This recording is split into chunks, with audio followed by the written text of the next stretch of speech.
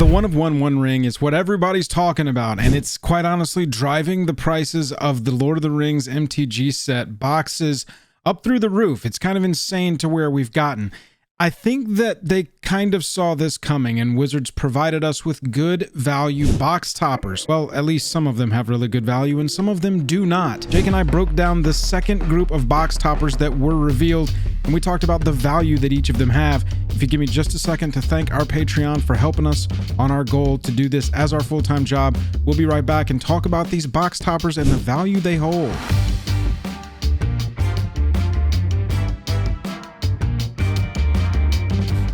Highest level of gratitude to our patrons who power the channel through Patreon. Check out the Patreon link in the description to learn about monthly giveaways, VIP Discord access, and even our official playmat. We saw Party Tree, Alisar with Cloudstone Curio, Ensnaring Bridge, Ozolith, Rings, Shadow Spear. We got Sword of Hearth and Home, Jake. This one has crept up over $10. This is just only printed in Modern Horizons 2, but Modern Horizons 2, I mean, you got 3 different versions of it in that one set because it was firmly in the multitude of variants era. And here comes a reprint of it as a box topper. Yeah, a lot of that set got opened. We talked about that set a lot. It's a good card though. It's a fun card. It has a little ramp going on. Yeah.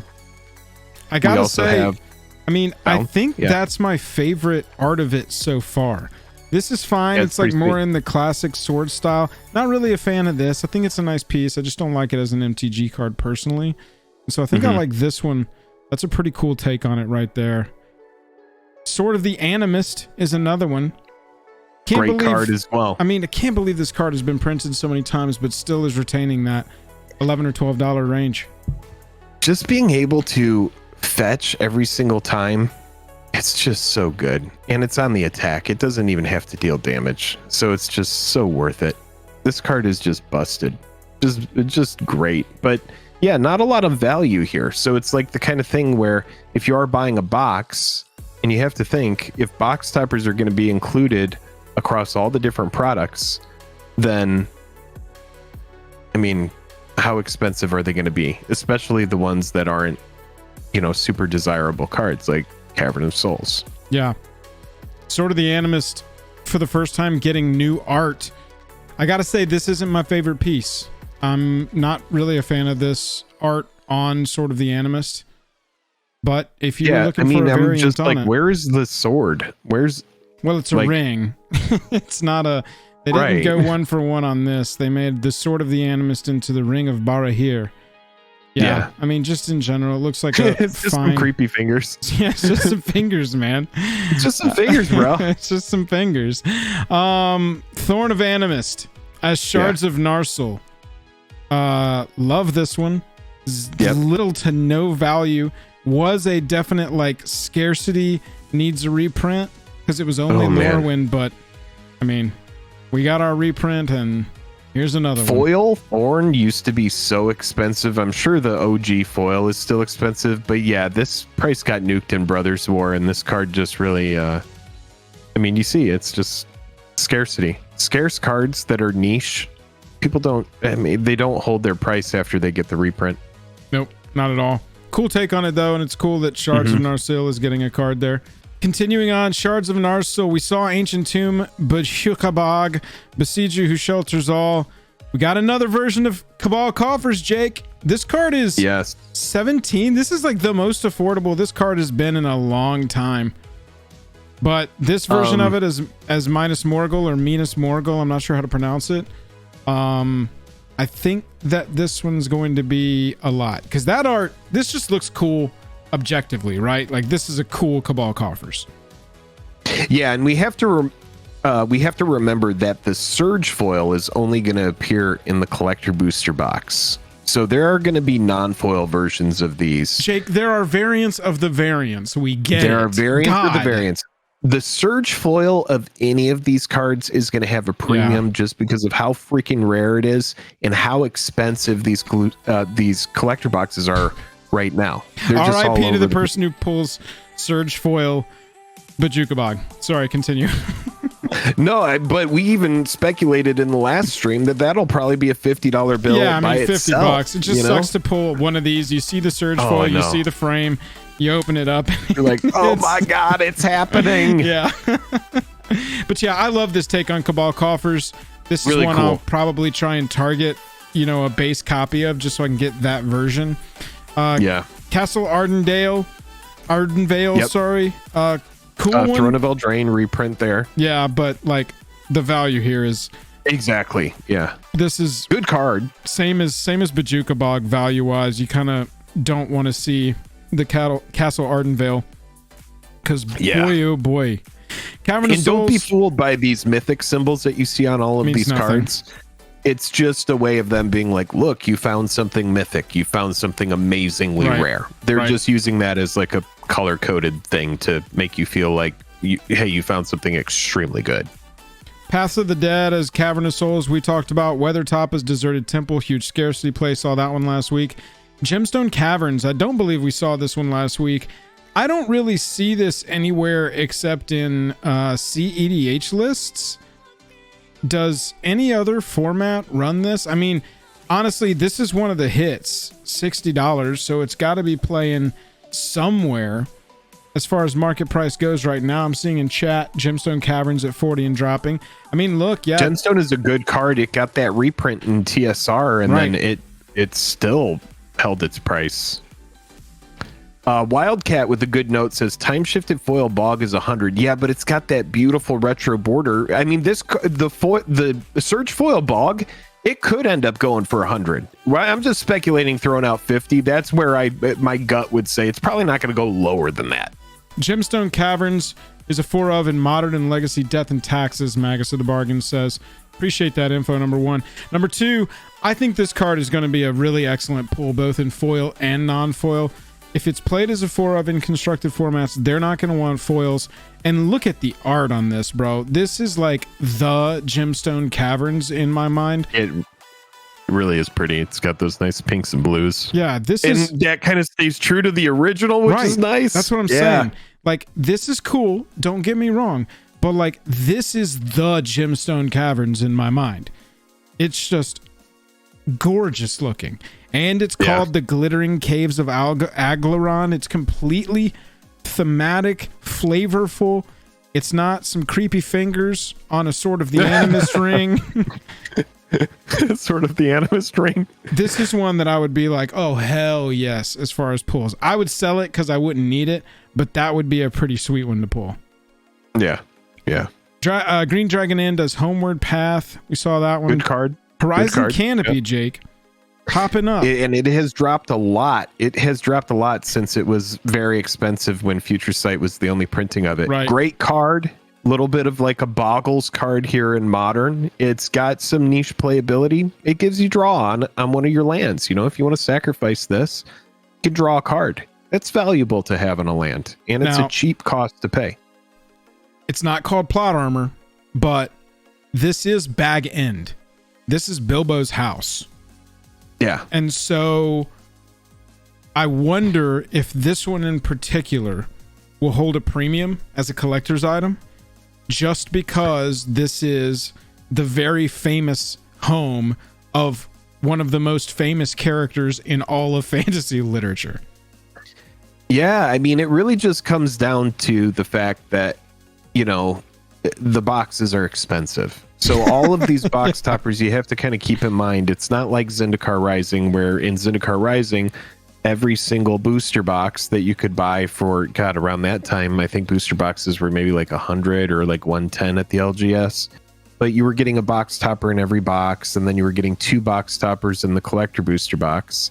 So this is a more expensive product to go fishing for these box toppers. So yeah, it's probably going to be a little bit of a premium, and we need to keep that in mind with a lot of these. Well, you're saying that in general. You're saying that in general. I'm just saying in general for all of the box toppers in this, we need to think that they're probably going to be a little bit higher. That's my gut. I know that mostly MTG players are going to want to go with like the Iconic Masters or one of the 2 Expedition versions of this card if they want I it. love the OG Zendikar Expedition. I overpaid for mine. I think I paid like $60 or $80 for it. But I think I love that, the OG you one. know, from a different collector standpoint, perhaps it being important to things. There will may make it be more people that expensive. they might want the whole set of them. There might be people that just want all of these thematic MTG cards. You know, we watch Charlie sometimes, and he has a full set of masterpieces, even though he's mostly a Yu-Gi-Oh player, you know? So, It's a side collecting. yeah, it's a side collecting. There's going to be Lord of the Rings fans that are like, oh, did you see those remakes of those MTG cards? I don't play MTG, but I just want, you know, all of the different, you know, artifacts and locations from the Magic game, you know? And so that could definitely be a thing. Caracas making an appearance here. This card is only a legacy card, but yeah, it's all right. You Yeah, almost said you wish this card was legal in Commander. I did, but it's And then it's your stupid. brain went, shut the hell up. Yeah, my brain went. Think one extra second. Just think one extra second. Exactly. You thought 1 second too short by saying you wanted Caracas return. Think one more second, and there we are. Now You're we're right. there together. Yeah. Yeah. It's a fine card, but you could see because it has such niche play, it's not extremely expensive. That doesn't mean it's not cool. Well, and it's wild that a card that is banned in the most popular format and is not in the most popular constructed format still holds a $30 price tag. Yeah, it's Mythic Protection, dude. Because there's never been, since the original printing of Caracas, there's never been a rare printing of it. It's got the Cavern of Souls Mythic Protection. Right. Osgiliath. I remember there was a level in that GameCube it was GameCube where I played the Two Towers video game. Mm-hmm. And there was a big battle at Osgiliath in that video game. Core Haven, though. Yeah. Huge scarcity play here. Yeah. Scarce card. Yeah, this is a good one. It's good to use defensively in Commander by preventing the combat damage that would be dealt by an attacking creature coming at you. Nice little card. It's got some other fringe playability. I think it's got some combo-y stuff that you can do with it. But yeah, $15 for a scarce card. You got an expedition, and one of the 30th anniversary play promos is coming out. Matt, I don't think it's a strictly worse Maze of Ith, because Maze of Ith, you can't float mana, you know? But the ability on Maze of Ith is much cheaper, so I do see what you're saying from there. We saw Minamo. We did not see Mouth of Ronam. Cold Snap Dollar. This one's a wolf. This is a Bajuka Bog. This is worse than Bajuka Bog, bro. Way worse. Like Way worse. I will never, ever play this, and I will slap Bajuka Bog in a deck with black in it so fast. I mean, you could play it if you wanted to just make all of your lands snow lands, all of your basics. But yeah, nah. Yeah, that sounds worth it. I'm gonna start converting this card. I'm gonna start converting all of my mana bases into snow just so I can run my Redhorn pass. Yeah, boo this card. All right, Jake, not boo this card though. Oh baby, It happened. Finally. Everybody claps in chat for Jake. I Jake know, never man. has I to was so say we excited. need the Aboro reprint again. He says it in his sleep at this point. I don't think that the price on this is going to be affected much. I really don't. You think you'll be able to get this at 45? I think, yeah, dude, 45 would be great. 40, 45. I mean, that would be awesome, but I don't think there's going to be big movement because it's pretty much like the home run scarce hit of the set. It's like, you know, even Cavern, there's tons and tons of copies of Cavern. This is a card that has needed a reprint for so long. Yeah. Yes, it's very niche, but the thing is it plays so nice in like landfall and like those kind of strategies that I think a lot of players are just going to absorb it. Matt thinks it'll hit 20. You think so? Jake, I would love to pick this up for like 20 or 30 bucks. Yeah, this would and be. I would do it in a heartbeat. You only need one of, right? For your modern deck? I would maybe get 2 max. You would get this version though. You want Buckleberry Fairy? Yeah, because I don't think the other one is going to have its price Yeah. affected that much. And the thing I is, think this Yeah. Look, we said this in the other copy. video, in the other cut with the first 15, and I want to say it in this cut too. There is so high a chance that, I'll say it this way. There is such a low % chance that none of these 30 cards appear in Commander Masters. I'll say it that way. There is so like a few no of them. way A few of them probably we don't will probably make it in there. any of Yeah. these in Commander Masters. And so clip this, quote me, write it down, send it to the president. Like Cavern is such a card to include in like every master set. They do it so often. My point is you might want to wait till we see Yeah. all of Commander Masters. Regular Aboro coming in at, for example, rare instead of mythic in Commander Masters. That I could see that, especially since they've broken the seal. They give us one printing here in Lord of the Rings, and then the next printing they give us is the regular Aboro, or maybe it's a new art Aboro. And they're like, now you can get it here, and it's the magic version of it. It's not the Lord of the Rings skinned version of it. I could see that happening. I could see that. I would Borg just as well. Patience. Cabal coffers. You know? Yeah. Ancient Tomb as well. Right. Yeah. Right? Like patience. I would say patience until we see all of the Commander Master spoiler.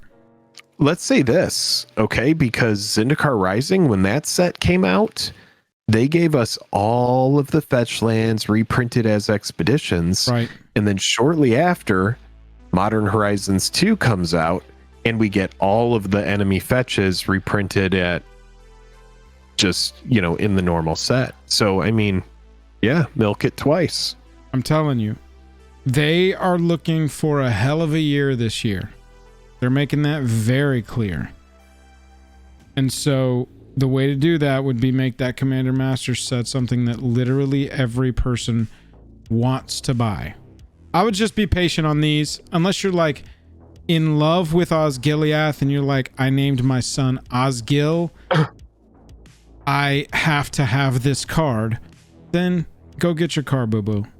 All I'm saying is, if you're looking for an entry point on these, let's see when Commander Masters comes out if we don't see any of these. Pillar of the Parents.